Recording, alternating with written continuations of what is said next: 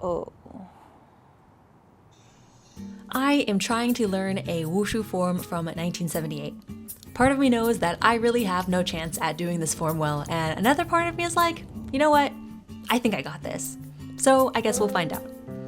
Wushu has been a huge part of my life for over a decade now. I like to think that by now I have a pretty good idea of what wushu is, what makes it hard, and what makes it good. I started in college, immediately fell in love, and struggled my way through the compulsory forms. After that, inspired to compete internationally, I trained optional modern forms for competition. Along my journey, people told me that I was competing way above my level and that I really needed to work on my fundamentals. So I did that. I went back and worked on my basics for the compulsory forms for a few years. At the time, I tried to measure my wushu by comparing myself to some of the greatest wushu athletes of all time, and naturally burnt myself out. I ended up taking a few-year foray into the world of performing arts, forgetting low stances, forgetting old school versus new school, just trying to do wushu, like what I was doing, and communicate with an audience. A few months of Muay Thai taught me that a punch was a punch, and when I finally did find my way back to wushu proper, I found myself curious about what would happen when I turned up the intention behind my martial movements. At every turn, I feel like I've gained a little bit more perspective on wushu, this crazy art form that sits somewhere oddly between a sport, a martial art, and a performance art. I haven't been performing or competing recently, which is both liberating and terrifying. I mean, I can work on whatever I want now, right? Well, okay, so what do I want? I find that I really enjoy the rhythm and intricacy of older generations of wushu. I never seem to hear the end of people saying that some era of wushu was harder or better than another, so I decided to try and learn an old school form. I mean, how hard could it be?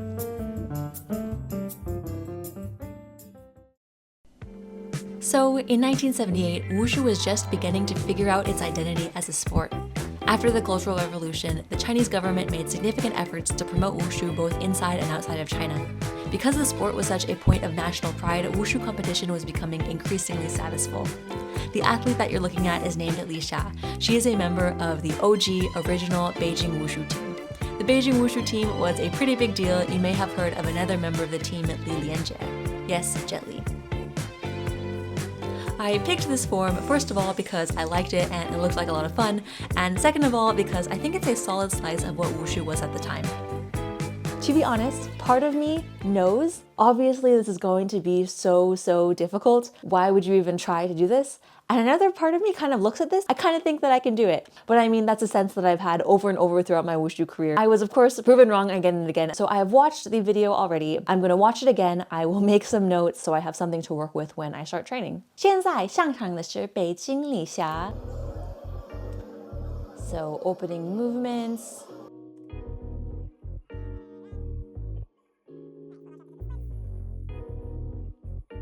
Scooping inside and then threading through.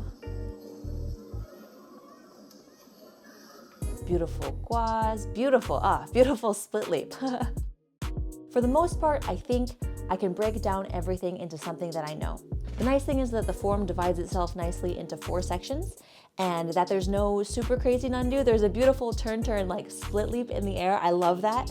But no 540s, no aerial split. That gives me some hope that I can do it. Nandu has never been my strength as a wushu athlete. The first chunk that I'm going to work on is from the beginning up through section 1.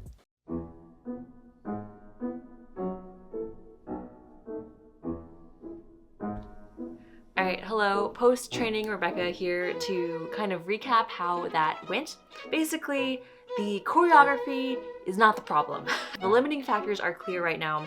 The first is going to be my flexibility and ability to use my hip flexors to do crazy things with my legs. I mean this for this kick, for this other kick, as well as this split landing. That's the biggest obvious like, this is not gonna be great.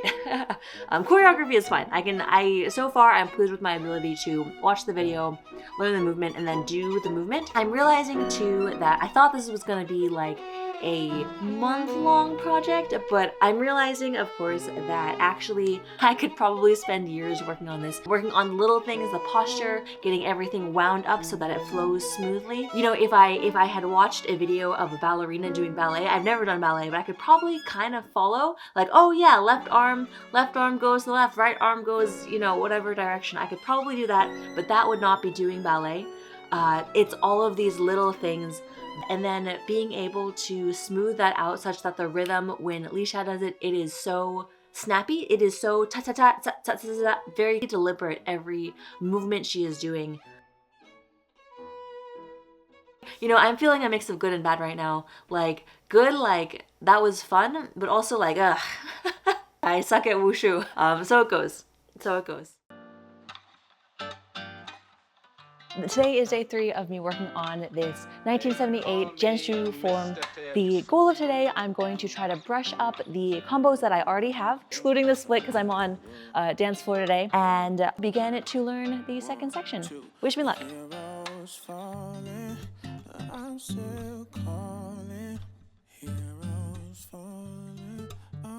Okay, so section 1 is going okay. I'm more worried about now is getting this second section. The directions are all over the place.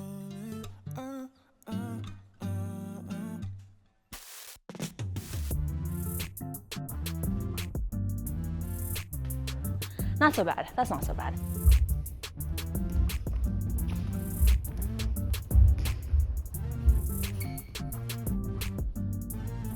I think that was a pretty successful practice. There are still some parts that feel really chunky, but it's overall feeling smoother. It's definitely confusing to my brain what direction to be going in, so that took some time to figure out.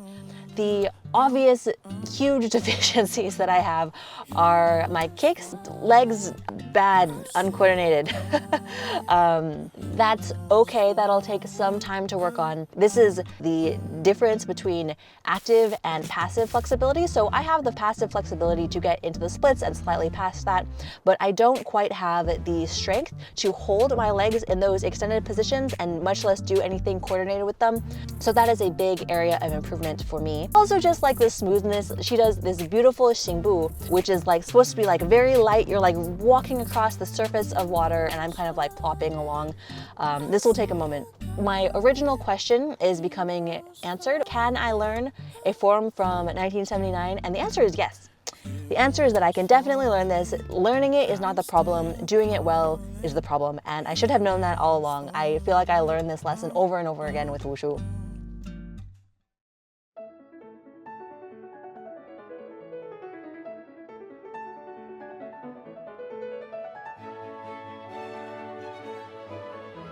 All right, so we are training outside today. It's not as cold as I had anticipated it being, so I'm trying to be happy about that. Today, I wanted to go outside because the studio is just a little bit too small to run the full running section. Additionally, there's a couple splits in this form, so I wanted to have the softer turf field to work on those.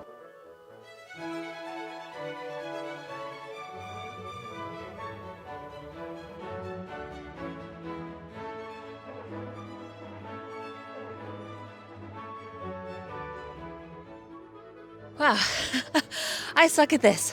You know, in the great scheme of the universe, I don't think that this is the most difficult thing that a person can do. I've seen dancers, other types of martial artists, do all sorts of way more bananas things into the splits than this.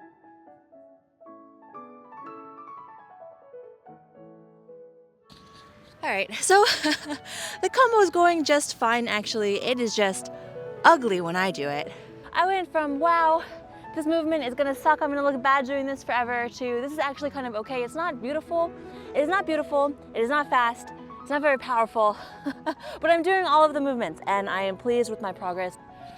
All right, section 2, not so bad.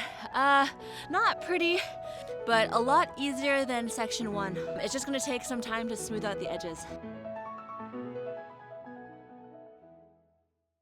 I went from the state of like, wow, this is gonna be ugly and terrible forever to at least it doesn't look great, but that's for now. It's hard to really see how fast she's going, and you don't know how fast it is until you either try to do it yourself or you've watched a lot of wushu. You can compare the ranges of how fast different athletes are. She is quite fast, especially considering the interlinking of all of these movements. Anyway, a good training session. Feeling like things are slowly coming together.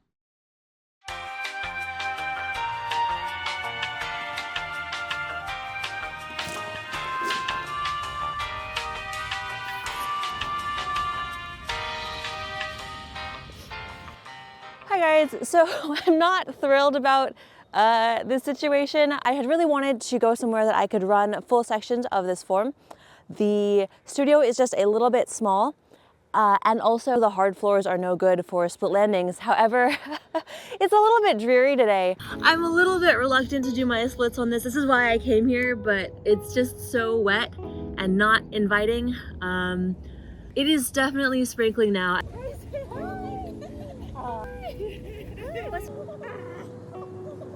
In wushu, I just get a little bit nervous because when the ground is slippery, I'm less in control when I'm pivoting through stances and whatnot. These guys don't seem to be bothered. I'm sure people who play soccer, people who do outdoor sports know how not to be bothered by these things.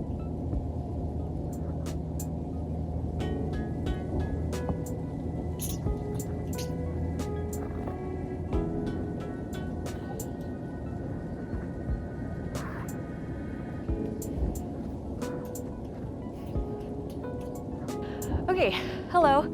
So I was really dreading, doing that, but that was not actually so bad. These sections are not beautiful.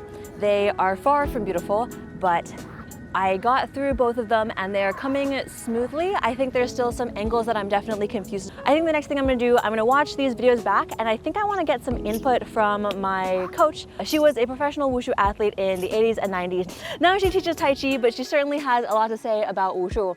And so she may be able to help me with these parts that I don't really understand. Other than that, I feel good. I was so not looking forward to doing these sections, but now that I'm out here, now that I've done the wushu, I actually feel pretty good. Thanks for accompanying me on this journey. Yeah.